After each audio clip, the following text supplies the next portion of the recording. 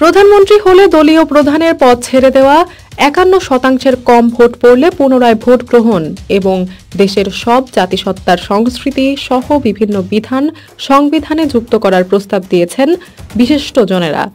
গতকাল বুধবার সংবিধান সংস্কার কমিশনের সঙ্গে অংশীজনদের মতবিনিময় সভায় এসব কথা উঠে এসেছে। মতবিনিময় সভায় বিচারপতি ইমন আলী, চাকমা রাজা দেবাশিস রায় ও অধ্যাপক মোহাম্মদ রবিউল ইসলাম পরামর্শ দেন। এছাড়া ৯টি সংগঠনের ১৬ জন প্রতিনিধি সংগঠনের পক্ষ থেকে বিভিন্ন প্রস্তাব তুলে ধরেন। মতবিনিময় সভায় বিশ্ববিদ্যালয় শিক্ষক নেটওয়ার্কের পক্ষ থেকে বলা হয়, বাংলাদেশের বর্তমান সংবিধানে জাতিসত্তা নিয়ে বাঙালি পরিচয় ভিত্তিক যে ভাবনা আছে তা সংকীর্ণ। শিক্ষক জোটটির বক্তব্য, দেশের ভূখণ্ডে সব জাতিসত্তার পরিচয় সাংবিধানিক স্বীকৃতি দেওয়া দরকার। এছাড়া নারী ও পুরুষের বাইরে যেসব লিঙ্গ পরিচয় আছে সে বিষয়টি সংবিধানে অন্তর্ভুক্ত করার প্রস্তাব দিয়েছে সংগঠনটি।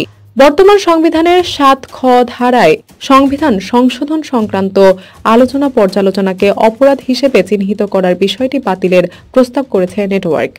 তাদের প্রস্তাবে সংবিধানের ৭০ অনুচ্ছেদ সংশোধন করতেও বলা হয়েছে। বিশ্ববিদ্যালয় শিক্ষক নেটওয়ার্কের সদস্য ও ঢাকা বিশ্ববিদ্যালয়ের উন্নয়ন অধ্যয়ন বিভাগের অধ্যাপক কাজী মারুফুল ইসলাম বলেন, তারা প্রধানমন্ত্রীর মেয়াদ ৪ বছর করার প্রস্তাব দিয়েছেন। তিনি আরও জানান, প্রধানমন্ত্রী তার পদের দায়িত্ব গ্রহণের পর নিজ দলের প্রধান থাকতে পারবেন না। এই বিধানও যুক্ত করতে বলা হয়েছে। কোনো নির্বাচনে অন্তত ৫১% বেশি ভোটার ভোট দিলে কেবল তা বৈধ হবে বলে মত দিয়েছে গবেষণা প্রতিষ্ঠান সেন্টার ফর গভর্নেন্স স্টাডিজ। নারী ও পুরুষদের সমান অধিকারের বিধান কার্যকর করার বিধান সংবিধানে যুক্ত করার প্রস্তাব দিয়েছে সম্মিলিত গার্মেন্টস শ্রমিক ফেডারেশন। সংগঠনের সভাপতি নাজমা আক্তার বলেন, সংসদে ব্যবসায়ীদের অংশগ্রহণ বাড়ছে এবং প্রভাব এখন পড়ছে। কর্মীরা বেতন পাচ্ছে না, তাই আমরা একটি ভরসাপূর্ণ সংসদ চাচ্ছি। একজন টানা ২ মেয়াদের বেশি প্রধানমন্ত্রী থাকতে পারবে না, সেই বিধান রাখার প্রস্তাব করেছি।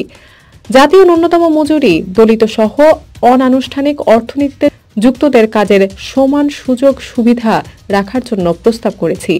মৌলিক অধিকারের পরিধি বাড়ানোর প্রস্তাব দিয়েছে গুমের শিকারদের স্বজনদের সংগঠন মায়ের ডাক।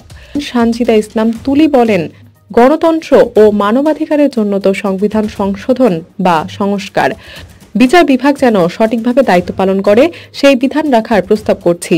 নির্বাহী বিভাগ ও আইন সভার কর্মকাণ্ডের পৃথকীকরণ ও প্রত্যেকের এখতিয়ারের বিষয়টি সুস্পষ্টভাবে সংবিধানে উল্লেখ করতে হবে।